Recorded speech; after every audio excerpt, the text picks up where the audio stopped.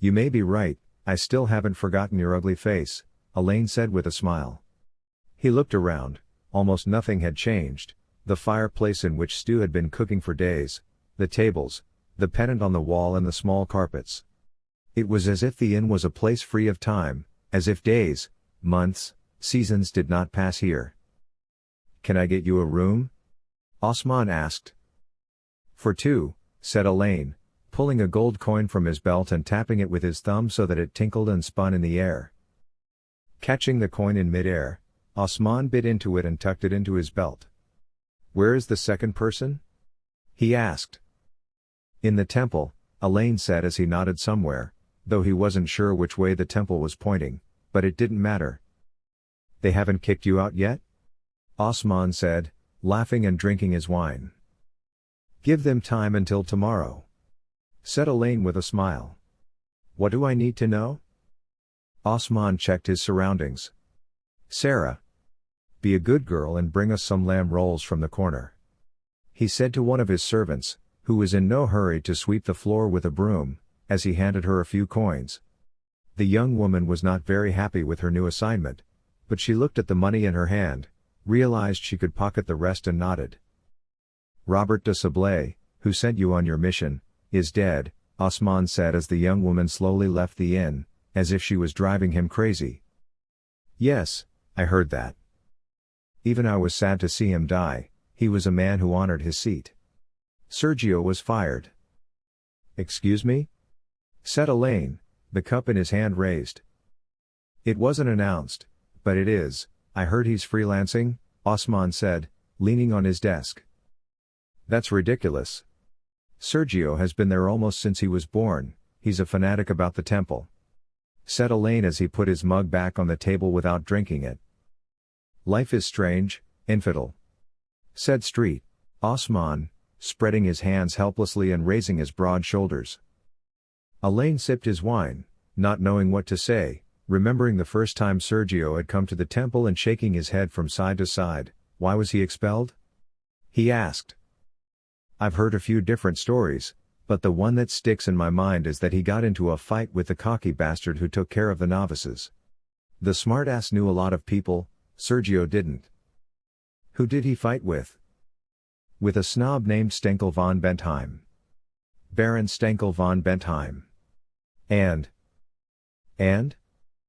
Jacques came back from Cyprus. See why that's different? Said Allain, raising his eyebrows.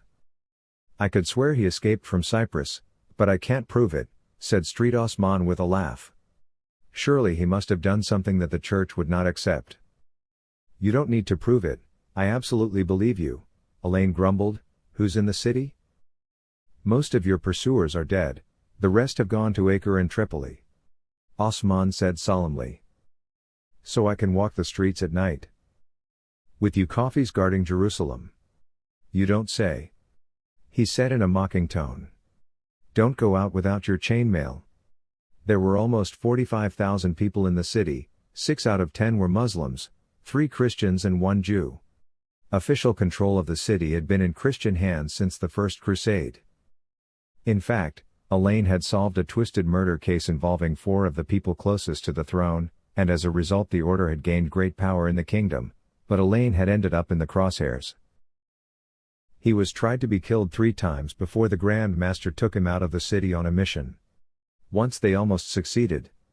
Wounded in that ambush, Allain was bedridden for 3 months and finally set off with 11 knights and did not return for 6.5 years. The king and his men seem to rule everything, but the temple is in complete control. There are also the Hospitallers and the Knights of the Holy Sepulchre, but they are not strong.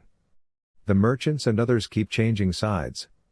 Those who work for Salahaddin and those who work for Hasan Sabbah have merged. How did Alamut get this far? It started with rumors, stories and tales, Osman said, but when people woke up to find daggers next to their beds, they realized how believable the tales were. Allain nodded. That was why the Grand Master and Right Hand were so curious and worried about Hasan Sabbah. The Silence and the Blackmen are also in the city, Osman said, but neither side is being exposed. The Silence were a secret society founded by the Saracen, who were gaining power in Anatolia. They were said to hunt fairy tale creatures that hunted in the dark. The black men were their Roman version. They too often claimed to chase wizards, witches and magical creatures. If you could get them to talk. What about ours? He asked. Osman shook his head from side to side. Yours are large and powerful, even the king is a knight of the temple. He sounded very pessimistic, as if that was a bad thing. So they are too arrogant and too much arrogance makes you blind. Snapping his fingers and pointing at Allain, Street Osman smiled, closed one eye and said, "There is still hope for you, infidel." With a smug wisdom. Perhaps the best thing about those times was that you could look up and see the stars that made up the Milky Way. It was getting darker, the sky was turning from orange to dark navy blue on the horizon, and the whole galaxy was appearing in the sky as if to illuminate them. The air was getting cooler, the wind was finally blowing. Bernard sighed as he looked up at the sky and rubbed his neck in boredom. His head ached, he couldn't focus, he couldn't understand anything in the first place. He watched the workers throw the men he had found in the alley into a car. The guys really did have cloth wrapped around their heads, tied in a very strange way. Bernard untied one of them and the man's hair was so long that it almost reached his knees. He had jet black, thick hair. His daggers were also very strange. Two of them were wavy, one was a broad-bladed knife with an H-shaped handle and a short blade but a wide blade. "Infidels," he growled, shaking his head from side to side as he heard the call to prayer wafting through the city. Looking at him, he signaled his men to disperse. They still had not found where these men had come from or where they were hiding. People didn't recognize them when they approached the door, so the hiding hole must be around here somewhere. And the worst thing was that people actually thought that the man with the Saracens was a knight. Bernard realized that this was the real danger. If trust in knights waned and suspicion grew, respect for them would wane, their authority would weaken, and above all, no one had the right to sully the title and brotherhood he was proud to bear. Bernard looked at the dusty clothes he was wearing and shook his head from side to side. He was going to go to the temple and answer to Right Hand or the Grand Master, and in this outfit. As he mounted his horse he began to think about what he would tell his father about the clothes he had not changed. As Bernard rode through Street Paul Square, Allain was entering the square. While in Europe people were going home little by little, in Jerusalem life was still lively, for the weather had cooled down, leaving the inhabitants of the burning southern city alone.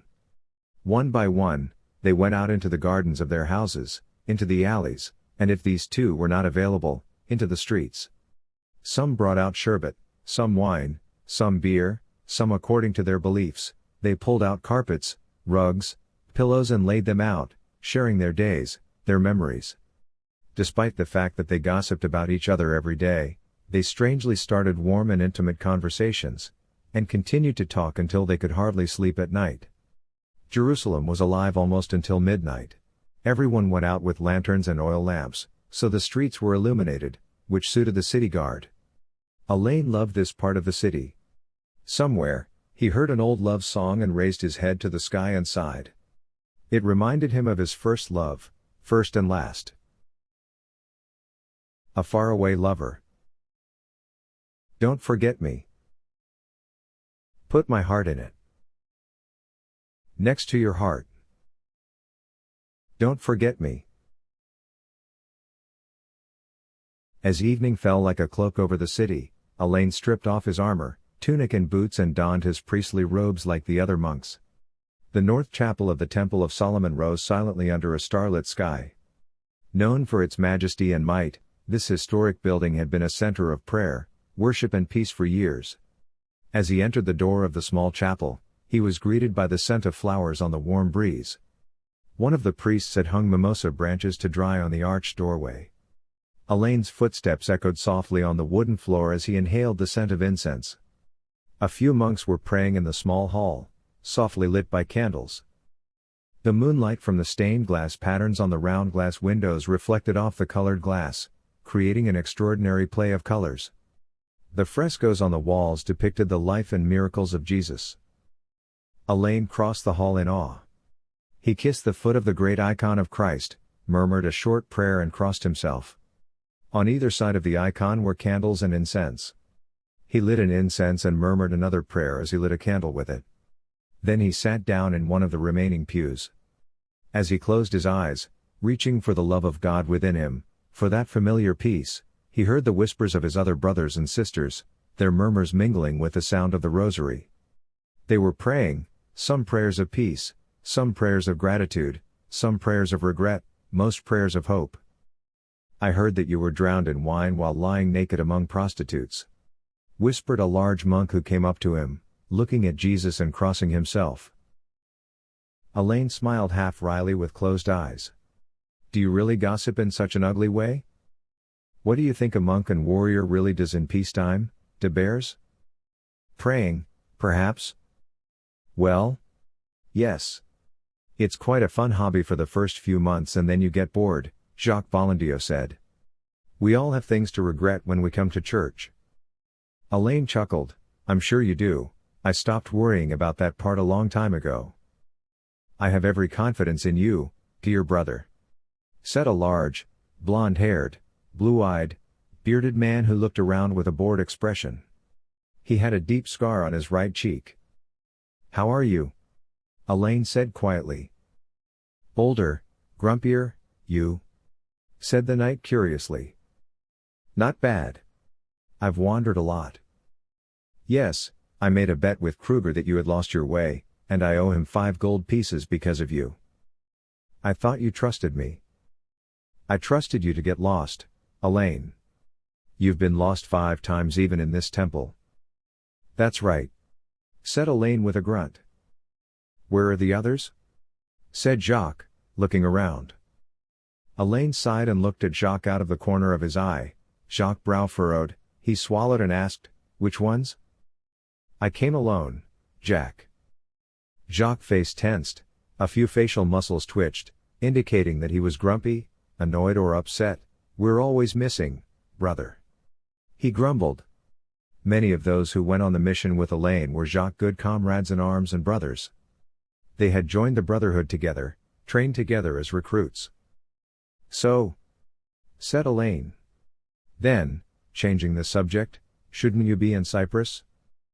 The broad-shouldered man tilted his head to the side and grimaced. I was getting tired of the same walls. He said, looking around. Was it that bad? Breaking the jaw of a Roman duke as a brother and beyond that as a superior and also as a nobleman? No, why would it be bad? Allain was about to laugh but realized he couldn't do it there and closed his lips, but this time he made more uncomfortable sounds. They were both giggling like children when a monk in the front row looked over his shoulder as if to tell them that he clearly disapproved of what they were doing, so they had to run away. Back in the hallway, Allain wiped his tear-stained eyes as he laughed. And what did the Grand Master say about your success? I threw my glove at him so it wouldn't go there, but when he got his nose broken he got very touchy and nasty. He's very well connected, and I kept coming out of alleys and running into cousins who were trying to kill me. The district commander finally sent me there. When I came here, of course the Grand Master was angry with me, but when no one accepted the duel, there was nothing to be done. Besides, my staying there would have caused trouble. Jacques said, scratching his head and grumbling. Trouble? What's the situation there? Jacques looked at Allain out of the corner of his eye and said, You are lucky to be out there. The rest of us are not. I think we are bored because we don't fight much and we don't leave the temple. In Cyprus they are divided like here. On one side there is the Brotherhood of the Poor Knight, the group that plans to stick to the founding purpose, the traditionalists, headed by the current Grand Master. The second group is united under the name of the Diamond Crown. They are young people who think they are strong enough. They plan to take over the kingdoms and create an empire united under one language, one flag, one religion. Giorgio Armand must be in charge of this group. Allain raised one eyebrow and said, Deputy to the Grand Master. And then paused and said, Probably? No one knows for sure. I couldn't infiltrate them and the ones I could talk to aren't sure who he is. They're not strong enough yet and they're afraid of being rounded up one night and shown the door. Jacques grinned and shook his head. Isn't it fun? Allain smiled and bowed to Sebastian as the young Servians purposely blocked their path and after bowing to them, he said, "The Grand Master has reserved a seat at dinner for you, Master de Bures," he said in a kind and charming way. "What an honor," said Allain with a smile. At this Jacques smiled and tapped Allain on the shoulder and walked away from them. Allain called after him, "Aren't you coming to dinner?" But Jacques just waved without looking at him. Allain already knew he was going to answer that, so he smiled and walked with Sebastian in the opposite direction to the dining room. The dining hall, guarded by guards, was lit with candles and oil lamps.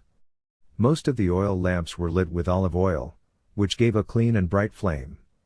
The large group of monks were eating falafel, a meatball dish of chickpeas, and tabbouleh, a salad of bulgur, tomatoes, cucumbers, peppers, onions and parsley.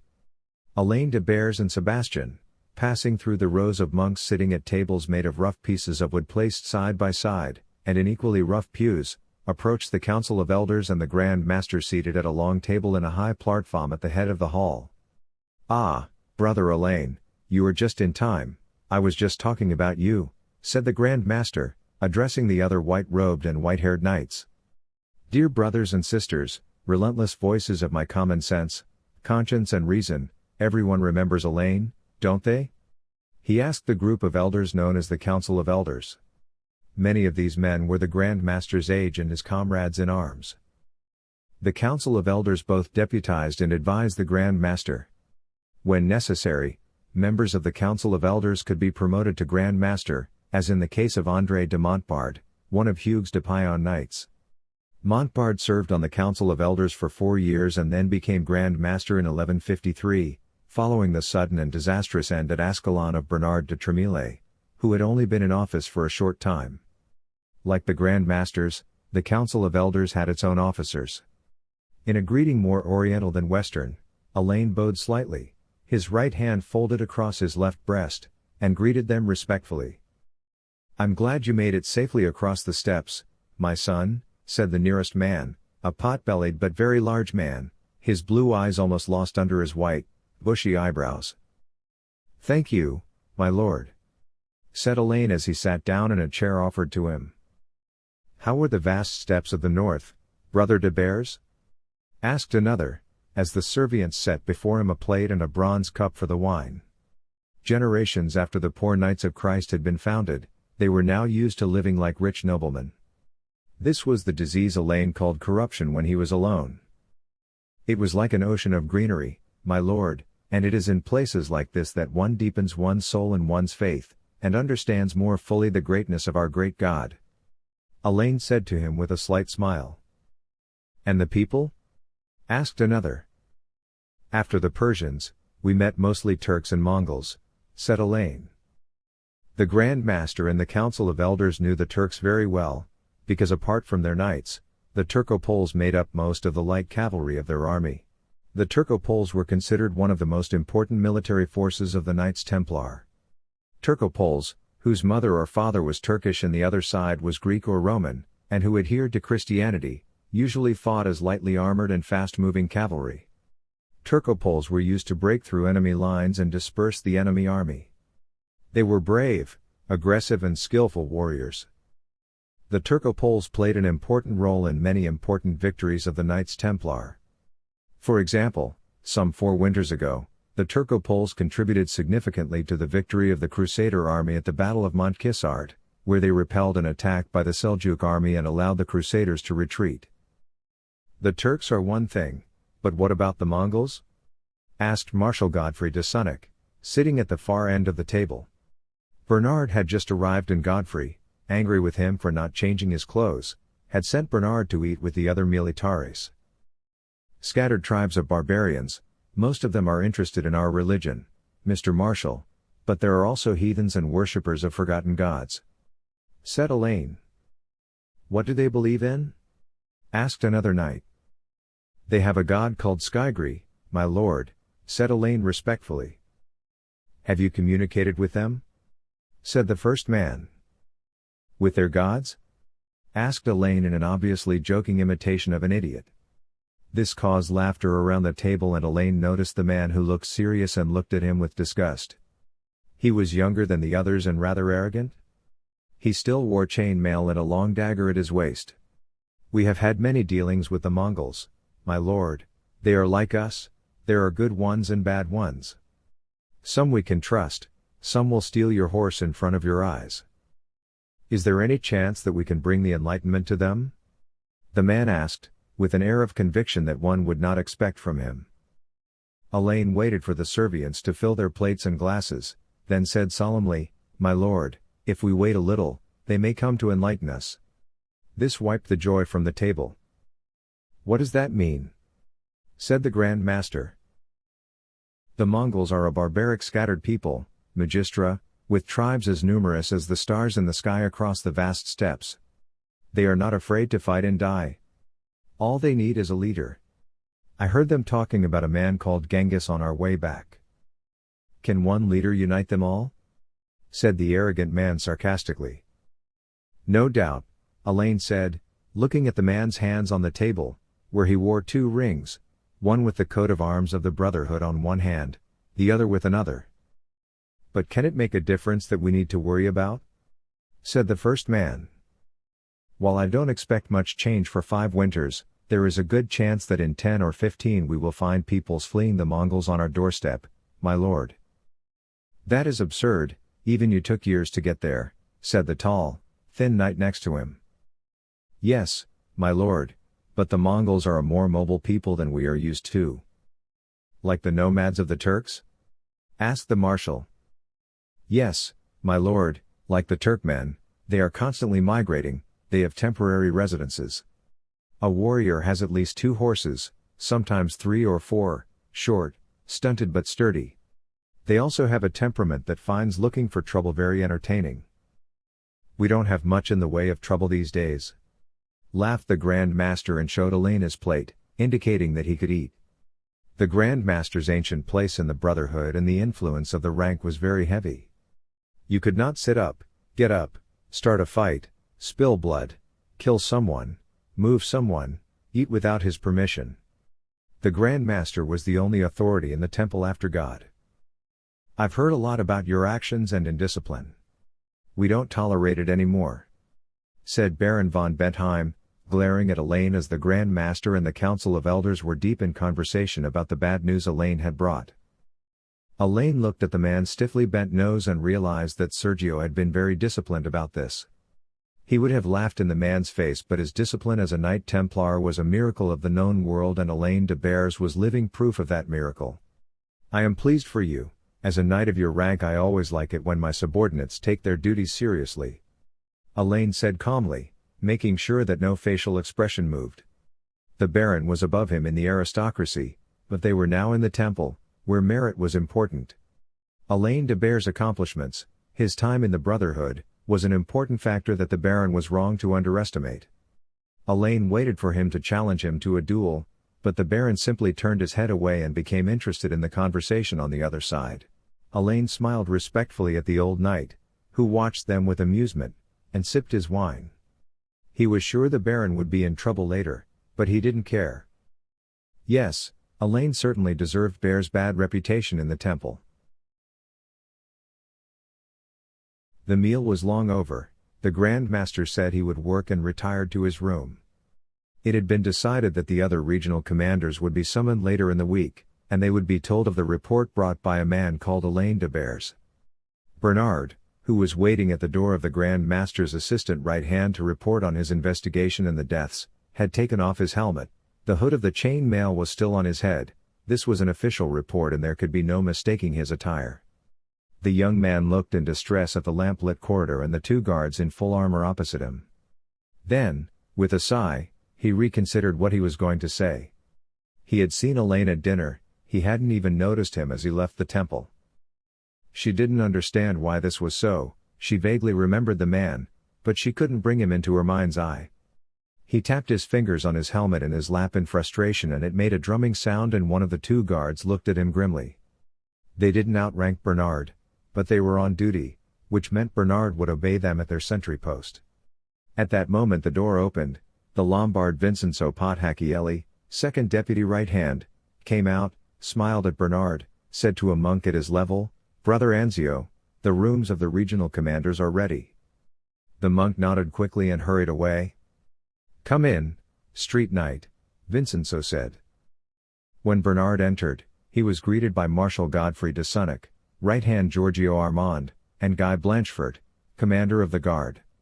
Right-hand leaned back in his chair in distress as the young man bowed to them and explained the situation. Blanchefort tugged at his mustache in annoyance. "What have they got to do with each other?" he said. "I don't know, my lord, but I will find out," said Bernard, but he really had no idea how he could do it. Allain de Bures closed his eyes, lying on his bed with the cool air coming through the open shutters, almost focused on what he had been thinking about all night. The moonlight hit the sea and he looked across the Bosphorus at the silver road leading into the darkness. Behind him, Constantinople had fallen silent, and he had fallen into the deep arms of sleep. Allain was dressed in black, his hand resting on his sword with its crimson butt-knob, the woman in dark grey looking at him, ready to blend into the night. "Why didn't you turn me in?" she asked in a sultry, silky voice, her thin chin and burgundy-colored, thick, full lips barely visible under her hood. "You know why," said Allain, looking at the long-sailing smuggler's boat waiting for him. "But I want to hear it from you," she said, approaching him. The beauty of the woman hidden in that grey robe and dark cloak was unquestionable, no matter what continent, what kingdom, what city. Some even called her Helen of Troy. The woman who started the wars. Allain de Bures was the one who ended wars in secret. And she stood up to him like the strongest-willed person in the known world. But he still wanted to hold her. To hold her, kiss her and never let her go. He thought he couldn't live without her, that he would never be full again without her. "When it leaves your lips it will be real," she said as she looked at him pleadingly. It was the first time she had really begged him. Because for the first time a man had fallen in love. "Because," said Allain as he prayed in the darkness that his swallowing would not show.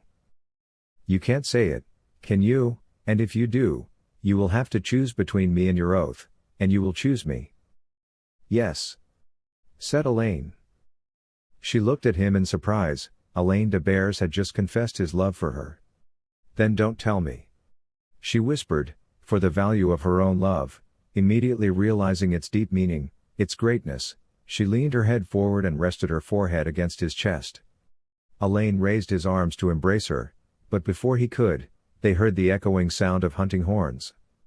The knights were being called. Soon the whistles of the city guard would also be heard. The woman pulled herself together, the cold, cynical mask back on. "You must go, Allain de Bures, but remember me wherever you go." "I will never forget," Allain said. "I know, because you will never feel whole without me," she said slowly, with a half-smile and a cockiness that suited him well. As Allain left for dreamland, he thought how right she had been. He had never felt complete since he had watched her leave. Slowly, Allain slipped into the sweet and secluded arms of sleep until the sound of pipes and screams made him jump out of bed. The sentries on the wall surrounding the temple stood guard like the other knights, red crosses on white tunics, chain mail and conical helmets. The night watchman was pacing on the wall, leaning on his spear, on the 1-meter stone balcony behind the battlements, when a dark hand covered his mouth. The man screamed in fear and tried to resist, but 5 men swooped down on him, stabbed him repeatedly and pulled him into the shadows. The 5 shadows moved fluidly, as if nothing could stop them, and they jumped over the wall and made their way into the Temple of Solomon. 2 guards were on patrol when the 5 ominous shadows seized them just as they had killed the wall sentry. The first man covered their mouths while the second stabbed them in deadly places. The men moved through the shadows, into the stables, killed a groom who fed and checked the horses at night in the stables, threw him aside and then crossed the training grounds. They walked outside and around the dormitories where the novices were housed, past the olive trees and oleanders. Their steps were quick, light and silent. Well, almost silent. In a corner of the dormitory, lying on a blanket on the floor, Eric's eyes opened mechanically. He sat up quickly and his hand went to where his sword should have been, but there was nothing there. He growled like a wolf when he remembered that his swords and daggers had been taken. He did not wait, He was too well trained not to wait. He jumped quickly to his feet and ran to the window without even putting on his boots. The dormitory guard who saw him turned to him and said, "Hey! You! You stray dog! Go back to your corner!" He shouted, a training sword at his waist and an unheaded spear shaft in his hand. His shout woke the dormitory cadets and servients, some grunting, others straightening up on their elbows. But Eric didn't slow down. He moved towards the guard standing between him and the window. The guard thought he was going to attack him and swung his stick, but Eric quickly slid to the side and went inside. The guard was surprised for a moment. Eric had grabbed the shaft of the spear. His right hand came down quickly on the young man's neck. As the young man's eyes went white with shock, Eric grabbed him by the wrist with the hand holding the spear. His other hand grabbed the sentry's ear, pushed him to the side with the spear and kicked him in the ankle with the other hand. The guard suddenly tumbled to the ground. Eric, meanwhile, quickly made his way to the already open windows and went outside. Behind him he heard someone shouting, "Alarm!" and someone else saying, "The slave has gone mad. He's escaping." But he didn't slow down. Eric kept running as the shouts and calls spread from dormitory to dormitory. He had seen one of the shadows he had been following enter the main building. His attention was there. What was there? Eric caught a last glimpse of two guards coming around the corner. They were facing him. One of the men pointed a spear at him, the other dropped it and drew his sword. Instead of slowing down, Eric sped up, slid sideways, leapt against the wall, powered by it. The guard had not expected him to come from the shield side. Looking at him in surprise, Eric grabbed the man's shield, pulling the guard and his shield with him as he fell backwards. The sentry, his shoulder dislocated, was thrown to the ground. Eric easily dodged the spear hurled at him. Quickly pulling him to him, the sentry approached him and tried to kick him, but Eric was trained differently than they were, and as he lifted the kick with his arm, he quickly spun underneath him, cutting the sentry's foot on the ground with his own kick.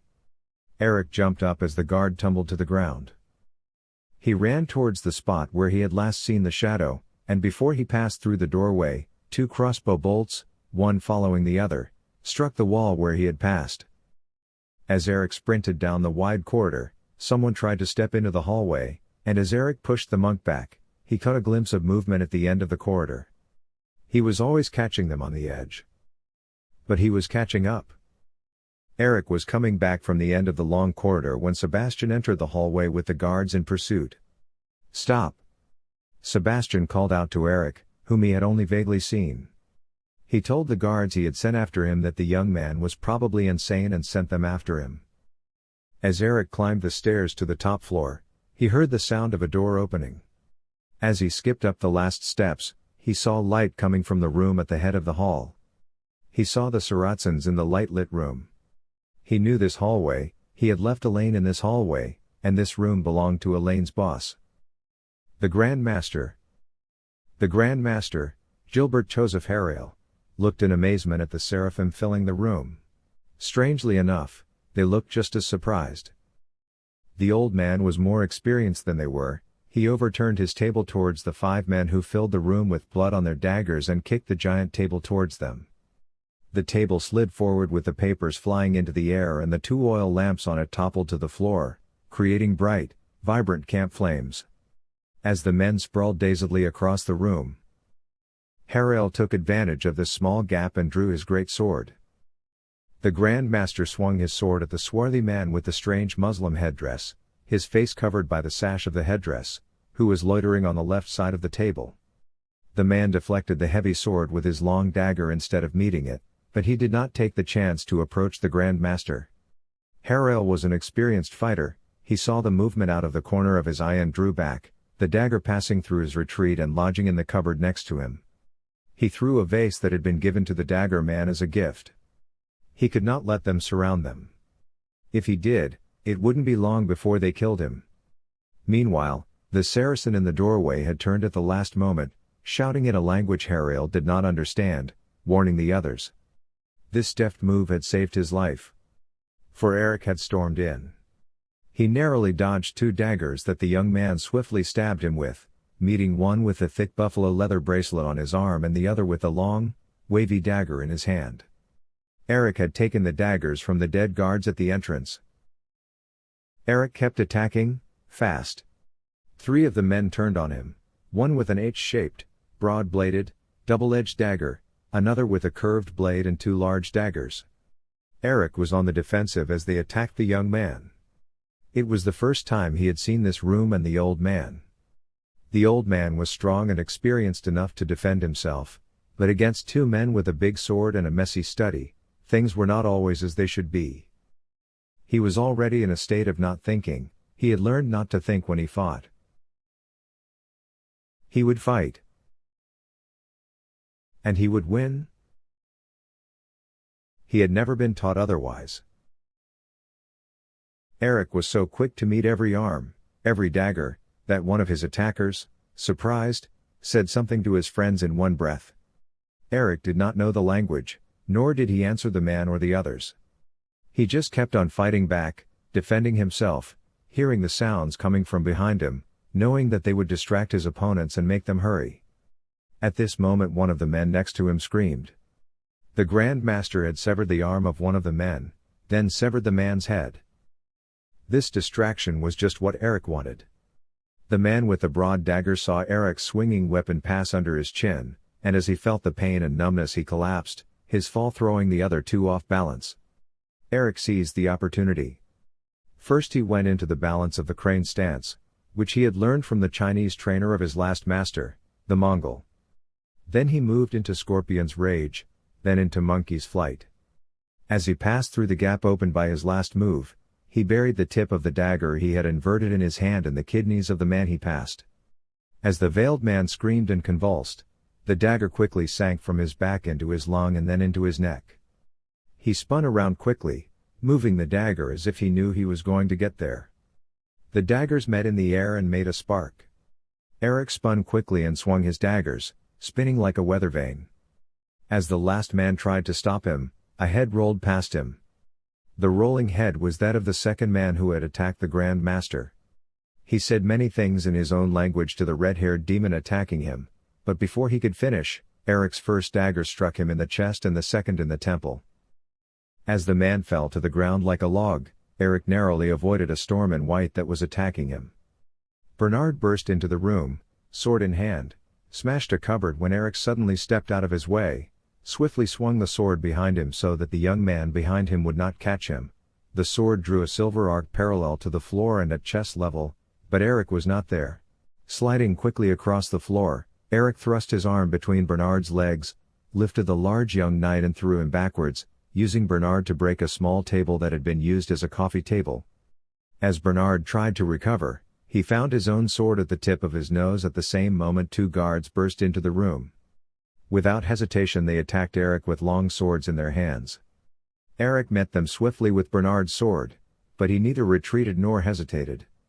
If the Grand Master had not shouted, "Enough!" both guards and Bernard would probably have died. Bernard realized this at that moment. As the guards retreated at the Grand Master's command, Eric continued to hold his sword in a stance that seemed very strange to them, more like a Chinese than a knight. The young guards looked shyly at Eric and the Grand Master. "He is not aggressive," the Grand Master said as he cleaned the sword in his hand. Following the guards, the marshal, right hand and the guard commander entered the room, crowding the corridor. The guards were right behind them, followed by Sebastian. "The young man saved my life," the Grand Master said as he sheathed his sword and threw the cloak from his chair over one of the flames. "Lower your weapons," he ordered. The guards lowered their weapons while others sheathed their swords. Eric twirled Bernard's sword in his hand, took a reverse grip and handed it back to Bernard. It was not as gentle as it should have been, but at that moment Bernard was in no mood to care. He looked at the bodies on the ground. They were the same guys from the alley, extremely dark men with long beards. As Bernard sheathed his sword, he said, "Saracen assholes. Saladin's men. They could be the daggers of Hasan Sabbah. They're Indians, Sikhs, actually," Allain said as he passed between them, his sword resting on his shoulder. He was as relaxed and cocky as ever, as if he were walking through a bazaar. Bernard, looking at Allain suspiciously, looked the men over, and Allain nodded to Eric. With a sigh, Eric searched the men. One of the men pulled out a thick, folded piece of paper, half soiled with blood, and handed it to Allain. "Who drew these?" said Guard Commander Guy Blanchford nervously, as Allain unfolded the paper while the others stared at him, revealing simple but accurately drawn temple plans. Then he looked at the Grand Master, thinking of possible answers, and motioned for the guards to leave. As he closed the doors, he said, "Wake the next guards. The rest and those off duty should return to their rooms and dormitories. There has been a failed assassination attempt. Our Grand Master killed the assassins." As he said this, he saw two of his men piled up in the doorway. "Roll call, I want to know how many people we have lost." When the doors were closed, Allain said before anyone could say anything, "Why did they come from the opposite side? It's easier to come through the side wall." "Whose side are you on?" asked Guy Blanchford angrily as everyone looked at him in shock. Allain calmly looked at him and the Grand Master and said, "I am a Knight Templar, Lord Commander. I was trained to be smart enough to question my enemy when he commits stupidity. This leads us to excellence." The Grand Master smiled and said, "It is not for you, gentlemen, to question Allain's loyalty." And everyone in the room pulled themselves together. Meanwhile Eric took out a bag of gold from each man, each bag containing 10 gold pieces. 10 gold coins was a lot of money. For 2 gold coins you could buy a horse, or rent a not very fancy house for half a year. Grand Master Gilbert Joseph Harrail looked at the gold and weighed it in his hands. "What do you say, Allain? Who is after me?" Allain studied the men, looked at Eric. Eric opened his hand to the right and spread his 5 fingers, then pretended to hug him, his hands in a fist. Bernard thought it wasn't a fist, but something imaginary, the hilt of a gun. Realizing what he meant, Allain said, "They believe in Kali. She is the goddess of violence, rage and death in the Indian lands.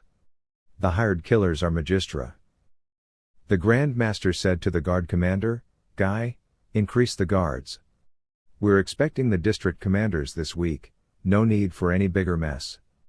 Make sure you clean this place up and keep everyone's mouth shut." "Yes, Magistra," the commander said respectfully. "Allain, you and your apprentice will take care of this," the Grand Master said shortly after. "My apprentice, my lord?" said Allain, looking at him curiously. "You don't carry that boy around with you as an ornament, do you?" "The boy is good enough that I hope it won't take too long to teach him our ways." "But our ways, Allain? Not yours." "Of course, Magistra," Allain bowed his head. "You will report and account only to me, Allain?